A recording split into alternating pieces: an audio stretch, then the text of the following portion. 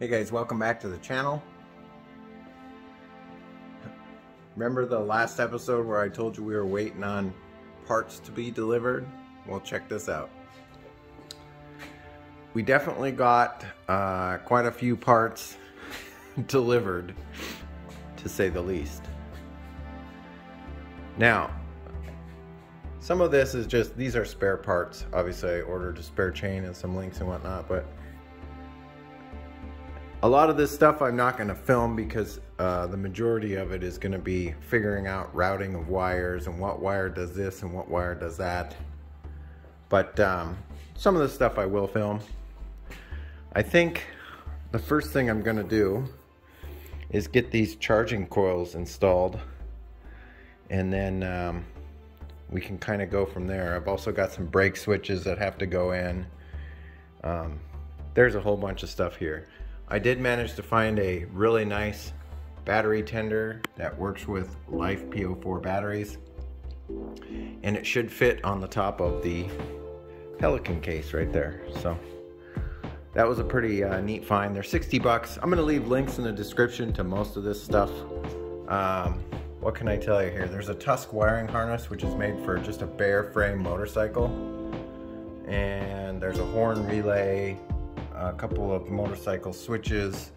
I bought some extra heat shrink bullet connector terminals, silicone exhaust header tube thingamajig, and the list goes on and on, but we'll start getting some of this installed. I'm still waiting on some parts that are supposed to be here today from Amazon. We're going to replace the plastic throttle that's on there because you could just, I mean, as tight as it goes, it just slides all over the place on there, and I don't like that. I also got these mirrors and these Power Mad hand guards, but we're waiting on the mount arms for them to come in. I ordered the snowmobile ones, but I don't think they'll work because they hit the brakes. So, yeah, that's about all I can tell you. But anyways, let's get started.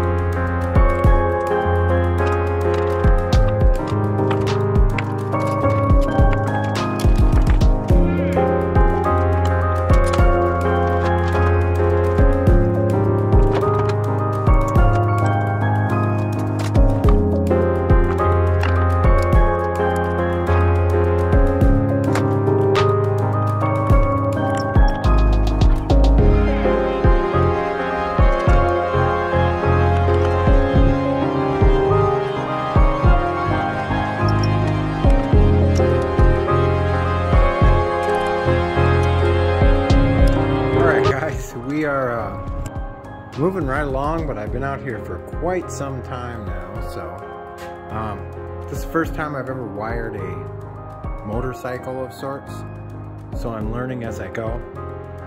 I've got pretty much everything done except for I need to run one more power wire for the brake switches so that they're getting their own independent power, because this tail light does not have ground for brake and a ground for turn signals. It's all on one ground, so I have to separate it out. It's going really well. I'm using up some old bracketry that I had laying around. I had some of these LED light bar mount to like a 1-inch pole or 1-inch bar type thing going on. So this is turning out really sharp, and I really like this because it's sequential and it's a really neat setup here. I'll get it all wired up, and then when I'm done I'll show you guys that everything functions.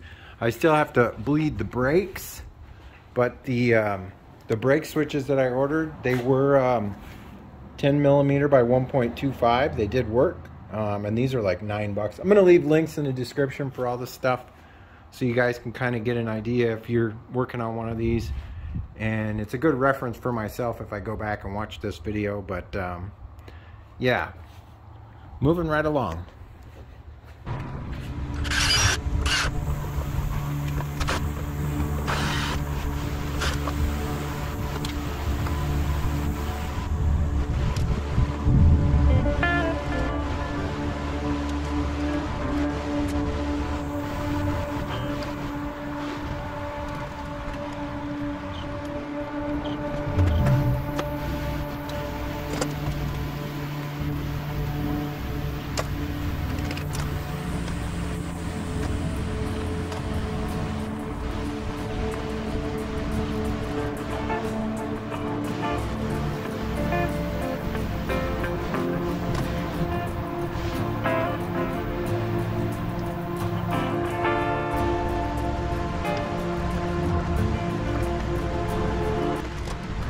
Alright guys, I left all the wiring out. However, let's do some testing. You'll notice that I used a automotive key setup. Turn it to the first position and your parking lights come on in the rear. Blu-ray is excited about that. You can hear him in the background going crazy. Here's what our turn signals look like.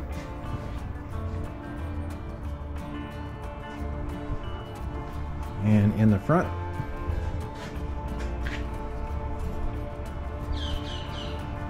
we'll go the other direction.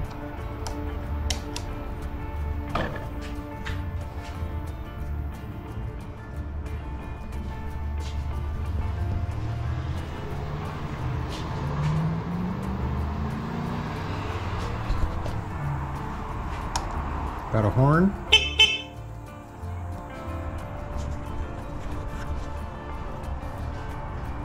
Got the ignition start right here. I'm not going to start the motor right now, but you get the idea. And then of course,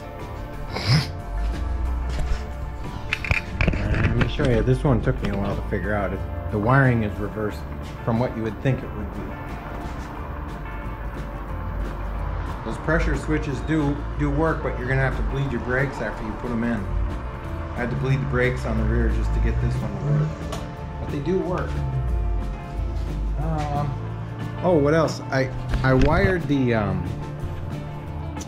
there's a passing light on here, so when you hit this little button, you can flash people. I thought that was a pretty neat feature.